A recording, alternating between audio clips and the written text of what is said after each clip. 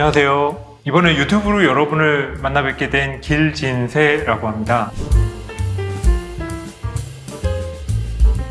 정말 만나 뵈서 반갑고요. 제가 쓴 핀테크 트렌드 2024 때문에 유튜브에 출연하게 됐어요. 먼저 제 소개를 드리면 저는 직장생활 19년 차이고요. 처음에 KT에 입사해서 통신 쪽을 막 보다가 금융회사를 KT가 인수하면서 넘어와서 지금은 국내 대형 카드사에 근무를 하고 있습니다. 핀테크는 여러분들이 아시면 아실수록 여러분들의 삶에 실질적인 도움이 됩니다. 직장생활 오래 하고 있고 이거에 대해서 깊이 연구한 제가 누구보다도 자신 있게 말씀드릴 수 있어요. 왜냐하면 금융과 기술의 결합인데 이게 다른 분야만큼 엄청나게 어렵고, 예를 들어 AI 한번 볼까요? 여러분들 굉장히 많이 잘 쓰고 계시겠지만 AI를 그냥 프론트단에서 컴퓨터 앞에서 막 치고 배우고 하는 거는 하시지만 그 뒤에서 로직은 모르시잖아요. LLM이라든가 다중 기반으로 돌아가는 학습 방법이라든가 이런 거 몰라도 되잖아요. 근데 기술이 어렵단 말이에요. 하지만 핀테크는 금융에 대해서 기술로 변화시키는데 정말로 채널로서 토스 앱도 그렇고 카카오페이 앱도 그렇고 모두 핀테크이기 때문에 접하시고 변화를 체감하실 수 있고, 이걸 잘 이용하면 실제로 돈을 많이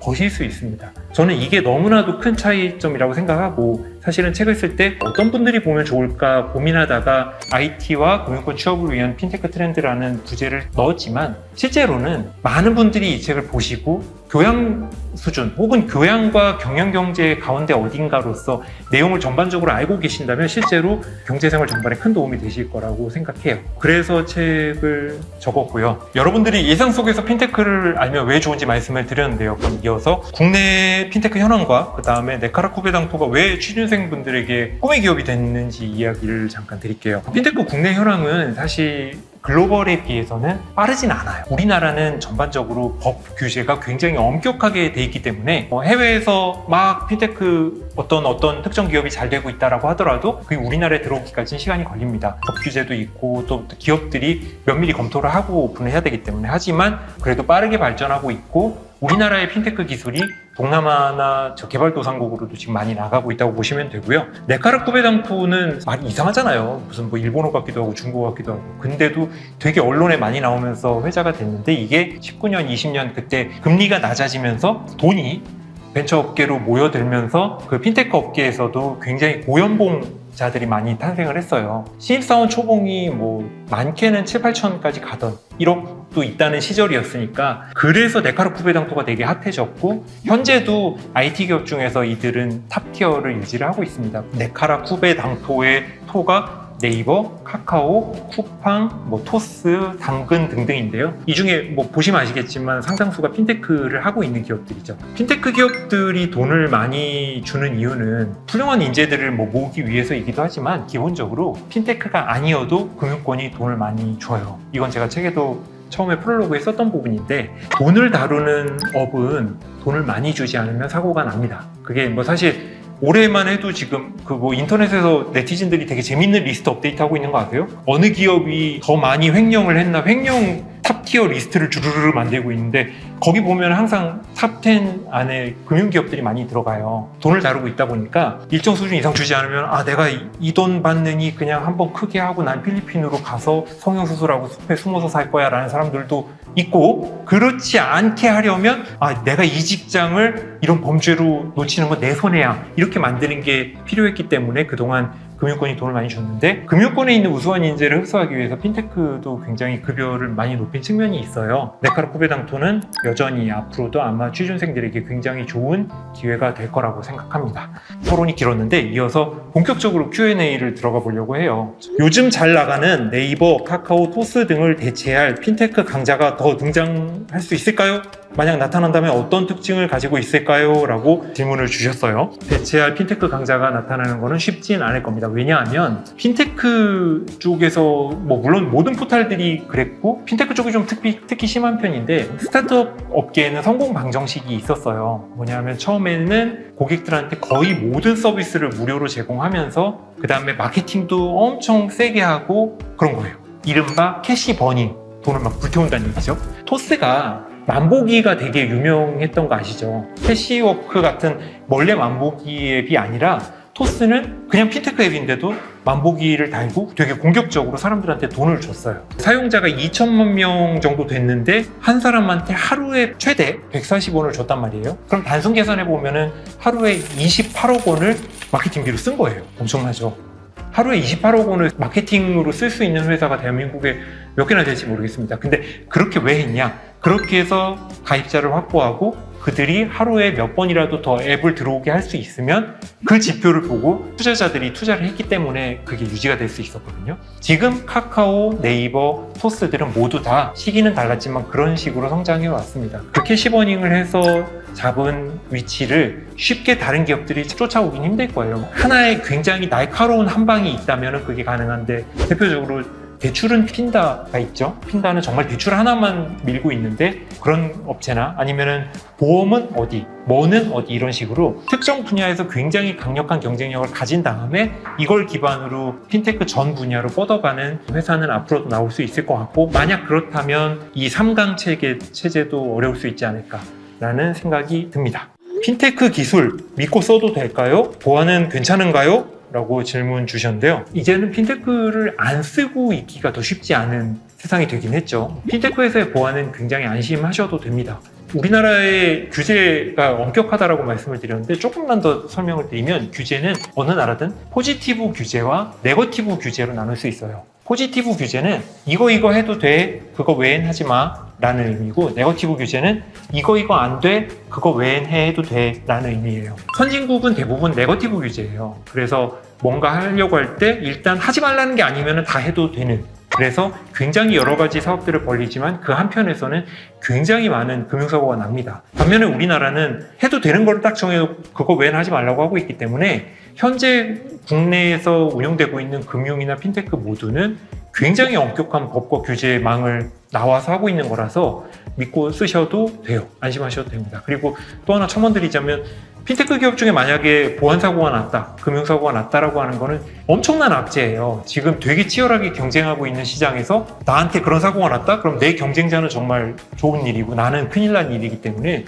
기업들이 스스로 굉장히 엄격하게 이 부분을 보고 있으니까 안심하고 쓰셔도 될 것 같습니다. IT 기업 2년차입니다. 금융 관련 모바일 신사업을 기획 중인데 성공에 필요한 요소가 무엇이 있을까요? 라는 질문 주셨어요. 되게 어려운 질문인데 이걸 어떻게 설명해 드릴까요? 핀테크나 모바일 얘기만 하면 너무 재미없으니까 약간 다른 얘기 할까요? 날씨 어떻게 해보세요?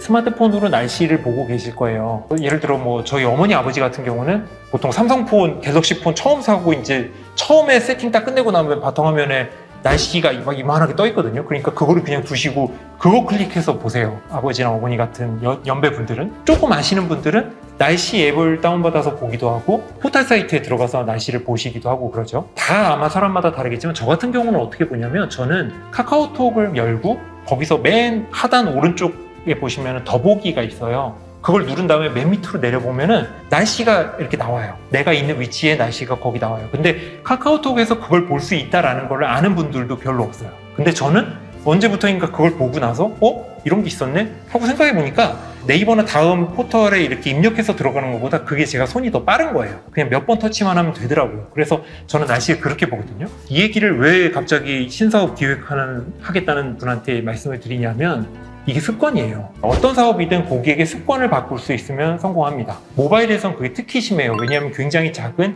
몇 인치 안 되는 화면 안에서 손가락으로 이루어지는 싸움이기 때문에 그 안에서 고객의 행동 패턴을 어떻게 바꾸느냐가 굉장히 중요해요. 그 습관을 잘 들이면 성공하는 거예요. 질문 주신 분께서 모바일 신사업을 기획 중이시라면 내가 만든 사업이 나타났을 때 이게 고객의 습관을 빠르게 바꿀 수 있는가? 그것만 생각하세요. 그리고 주변 사람들한테 많이 물어보셔도 되고 친한 사람한테 물어보면 다 좋은 얘기만 하니까 거의 철천지 원수한테 물어보시는 게 좀 더 확실하게 아실 수 있는 방법입니다. 습관을 바꾸는 게 중요하다.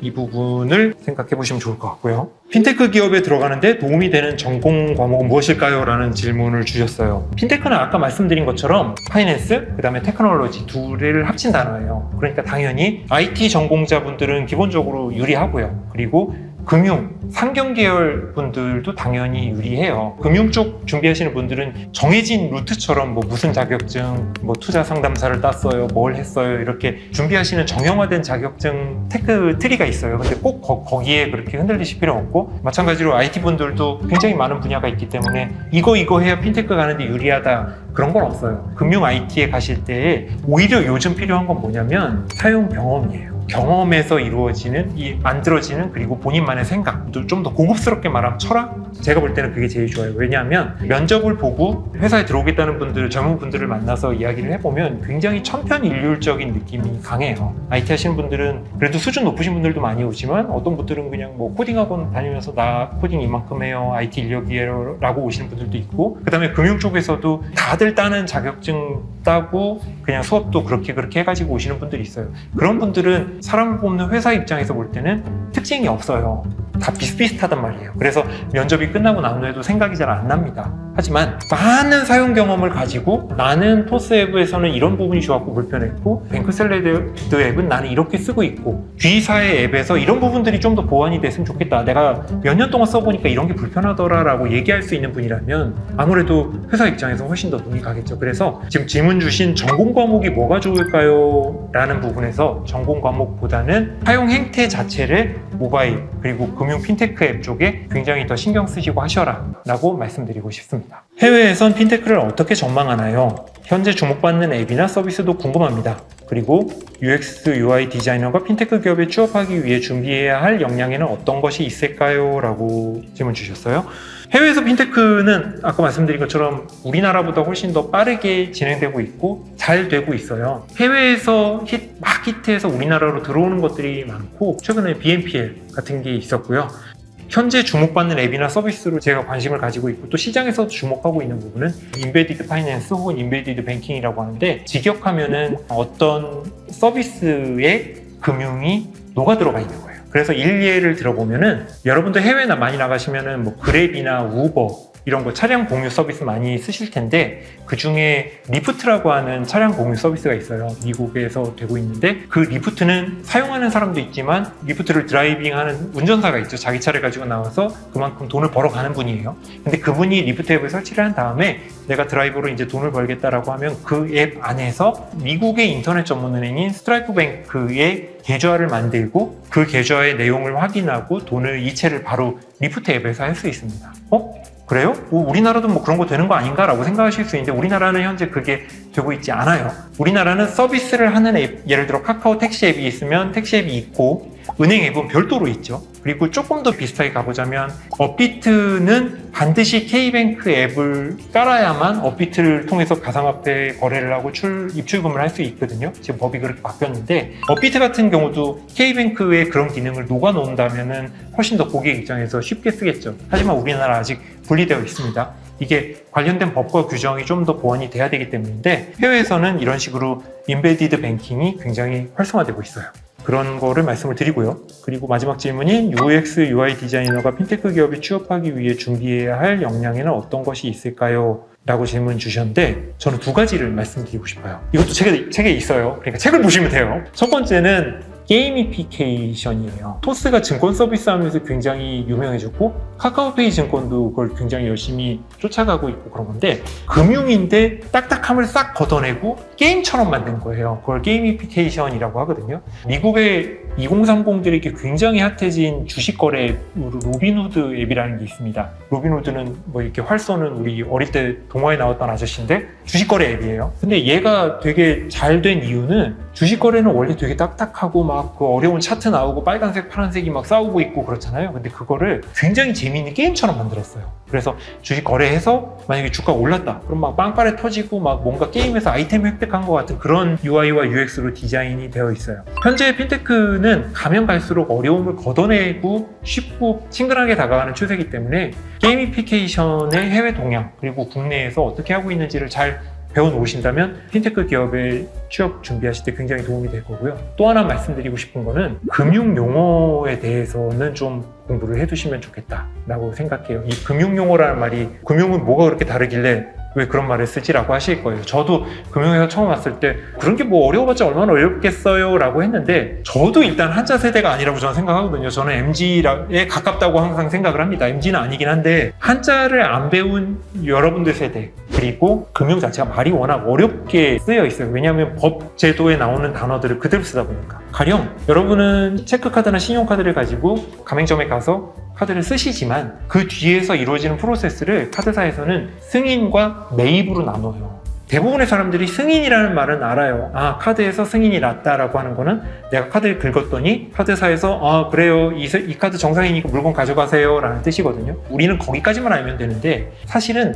매입이라는 과정이 하나 더 있어요. 카드사가 전표를 수거하고 그다음 가맹점한테 그 카드 대금을 주는 뭐 그런 프로세스예요. 여러분들이 살면서 별로 들을 일이 없는 말 같지만 이런 경우가 왕왕 있어요. 해외에 가서 카드를 썼는데 카드 승인하고 서비스를 받거나 물건을 샀어요. 그 다음에 취소를 할 일이 생겼는데 이미 카드사에서는 해외 가맹점과 매입 프로세스를 진행했기 때문에 이거는 승인 취소가 아니라 매입 취소예요. 뭐 이런 식으로 카드사에서 콜센터에 전화해보면 막 안내를 해주거든요. 뭐 그런 말들. 매입이라는 말 되게 어렵잖아요. 금융에서만 쓰는 용어들이 꽤 있습니다. UI UX 디자이너지만 금융 용어에 대해서는 인터넷 찾아보면 굉장히 많이 나오니까 그거를 잘 숙지를 하고 취업 준비를 하신다면 굉장히 도움이 많이 될 거라고 생각해요. 이거는 실제로 제가 어려움을 겪었던 부분이기 때문에 말씀을 드립니다. 취준생이나 업계 종사자가 아닌 저 같은 사람에게는 핀테크는 너무 멀게 느껴집니다. 핀테크를 잘 알고 있으면 좋은 점을 알려주세요. 이거 아까 처음에 제가 말씀드렸던 내용이기도 한데요. 핀테크를 알고 계시면 여러분한테 실제로 도움이 많이 됩니다. 단적인 예로 최근에 겪었던 제 몇 가지 케이스인데, 저도 이제 집을 살려다 보니까 그 신용대출을 받아야 할 일이 있었어요. 그 이외에 뭐 코인으로 박살났을 때도 그랬고 주식이 빠졌을 때도 그랬고 슬픈 과거들이 많은데, 하여튼 그런 경우에 이제 은행을 가서 이런 회사를 다니고 있고요, 제 신용도는 이렇습니다라고 얘기를 하면서 은행에 필요한 서류를 제출을 하고 대출에 대한 얘기를 들어요. 그러기 위해서 저는 여러 서류들을 준비해서 갖고, 이거 옛날 기준이에요. 그리고 가면은 은행에 계신 그 근엄한 표정을 한 은행원분이 길진세님은 대출 금리는 얼마고 한도는 여기까지예요 라는 얘기를 해요. 아, 그렇군요, 알겠습니다 하고 그 정도 고민하면서 다른 은행 가서 또 똑같은 짓을 하고 다른 은행 가서 또 똑같은 일을 해요. 왜? 한 군데만 해보면 좀 불안하잖아요. 더 낮은 금리로 더 많은 금액을 받을 수 있을지도 모르니까 제가 스스로 비교를 하고 다녔어요. 핀테크 시대로 접어들고 나서 토스든 백셀러드든 뭐 카카오페이든 앱 안에서 한 번에 인증을 하면은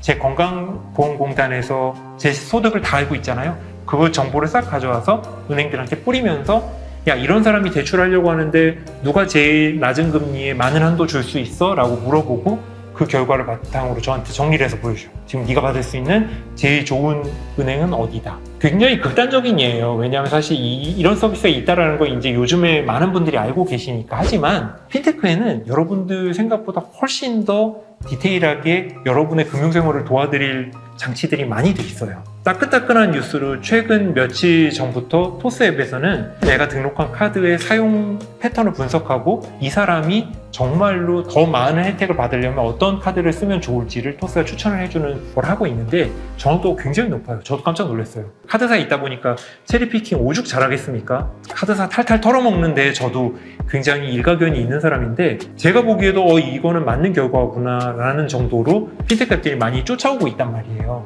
그래서 핀테크를 쓰시면 쓰실수록 도움이 된다. 그리고 더 나아가서는 이쪽 업계에 대해서 깊이 연구하고, 어차피 취업 준비를 위해서든 교양 차원에서든 아니면 개인적인 호기심이든 공부를 하시다 보면은 어떤 분야든 그렇지만 돈을 벌 기회가 생겨요. 저 같은 경우는 주식이 좀 그랬어요. 기억하실지 모르겠지만 올해 2023년 3월에 통일이 먼저냐 애플페이 출시가 먼저냐라고 싸우던 그 애플페이가 우리나라에 드디어 짜잔 하고 나왔단 말이에요. 현대카드에서 칼을 빼들었죠.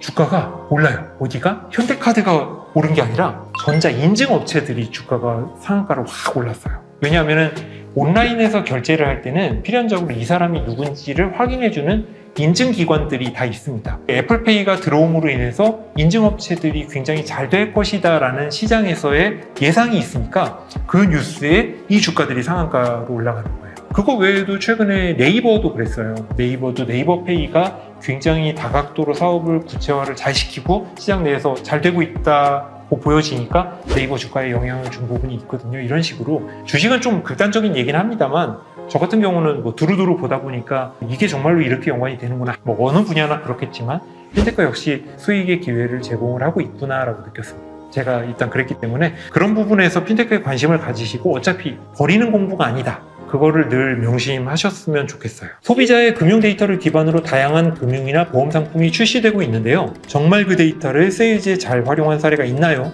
특히 국내 카드사의 사례가 궁금합니다. 또 이 데이터로 사업 모델을 준비 중인 기업이나 사례가 있나요? 이거 질문하신 분은 정말로 금융권 핀테크 쪽 취업 준비를 하시는 분 같아요. 고민을 좀 많이 하신 것 같은데 먼저 첫 번째 문장인 금융 데이터를 기반으로 다양한 보험 상품이 출시되고 있는데 세일즈에 잘 활용한 사례가 있냐? 있습니다. 보험 쪽이 그래요. 대표적으로 캐롯 손해보험이라고 우리나라의 인터넷 기반의 다이렉트 보험으로 지금 한 3년, 4년 영업하고 있는 곳이 있어요. 특이한 게 뭐냐면 가입을 하면은 여러분들 집으로 찌거잭에 꽂을 수 있는 조그마한 단말기를 보내줘요. 약간 그 USB 포트 같은 애인데 걔를 차량에 시거잭에 꽂고 다니면 얘가 안에 LTE가 내장이 돼 있어서 계속 여러분의 위치를 보내줍니다. 자동차가 위치를 실시간으로 공유한다는 말은 이 사람이 어느 도로를 다니고 시속 몇 킬로로 움직이고 있는지 보험사가 안다는 얘기예요. 이 정보를 알아서 뭐하냐? 이 사람이 운전을 정말로 살살 하는지 안전운전을 하는지 고속도로에 갔을 때는 얼마나 빠르게 주행을 하는지 등등을 보험사는 다 아는 거죠. 고객은 고객대로 되게 좋은 모델이 되는 게 보통 여러분들 자동차 보험 가입해보신 분들은 아시겠지만 1년 동안 보험료를 내고 갱신해야 될 때 지난 1년 동안 내가 탄 킬로미터 수를 가지고 내가 조금밖에 안 탔으니까 돌려받고 뭐 이런 과정을 다 경험하셨을 거예요. 그런데 캐롯 손해보험은 그 매달 보험료를 내요. 지난달에 몇 킬로를 움직였는지 보험사는 알고 있으니까 거기에 맞게 보험료를 산출해 주니까 사고에 정산할 필요가 없는 그런 점이 되게 강점이에요. 차를 실제로 많이 안 쓴다면 보험료가 낮아지는 효과도 있고 핀테크로 인해서 이런 부분들이 실제로 바뀌고 있는 좋은 사례라고 생각합니다. 해외에서는 비슷하게 테슬라 보험이 되게 유명한데 테슬라가 무슨 보험이죠? 라고 생각하실 텐데 미국은 주마다 법이 다르거든요. 그래서 어떤 데서는 영업을 할 수 있고 못하는 부분도 있는데 가능한 주에서는 테슬라가 보험사를 직접 차려서 영업을 해요. 근데 뭘 하냐? 테슬라는 서버에서 테슬라 차량이 움직이고 있는 걸 실시간으로 통신을 하기 때문에 우리나라의 캐롯 손해보험처럼 테슬라 역시 이 사람의 운전 패턴과 몇 킬로를 어떻게 움직이고 이런 걸 다 아니까 훨씬 더 정밀한 보험 상품을 제시할 수 있는 거죠. 그렇게 영업을 하고 있습니다. 뒤에 이어서 주신 질문이 국내 카드사의 사례가 궁금합니다 라고 하셨는데 카드사에서는 특정 개개인의 생활 패턴을 굉장히 자세히 알 수 있죠. 이걸 가지고 뭘 어떻게 하지를 못해요. 할 수 있다면 그것도 그거대로 문제겠죠. 만약에 이게 다 열려있고 카드사가 해도 된다라고 하면 여러분들한테 아마 하루에도 수십 번씩 카드사에서 자 오늘 뭐 에버랜드 가셨네요? 그럼 그 옆에 있는 국밥집 어디 가세요? 이런 식으로 마케팅이 들어올 거예요. 근데 그러지 않는 이유는 먼저 여러분들이 카드사나 어떤 금융상품에 가입하실 때 필수 선택 동의를 체크를 하셨을 거예요. 대부분은 이제 요즘에는 선택 동의 잘 안 하시거든요. 근데 그 선택 동의를 하신 분에 한해서 이런 마케팅을 할 수 있고 카드사가 이런 데이터를 가지고 초개인화를 하기 위해서 준비는 다 돼 있지만 실제 법령이 굉장히 엄격하게 개인정보 규제를 합니다. 우리나라가 개인정보 보호에 대해서는 정말 선진국이에요. 이걸 가지고 과도한 마케팅 자체가 불가능하게 돼 있지만 내부에서 트레이싱을 하고 있다. 그래서 이걸 어떻게 써야 될지 고민을 많이 하고 있고요. 대외적으로는 이거를 50명 단위로 묶어서는 사용이 가능해요. 그래서 뭐 예를 들어 특정 업권에서의 상권 분석을 하고 싶은 가맹점 점주들 내가 여기 가게를 내고 싶은데 유동인구가 얼마나 되지? 이쪽에서 쓰이는 돈들은 대충 얼마지? 뭐 40대 남성이 여기서 쓰는 돈은 얼마지?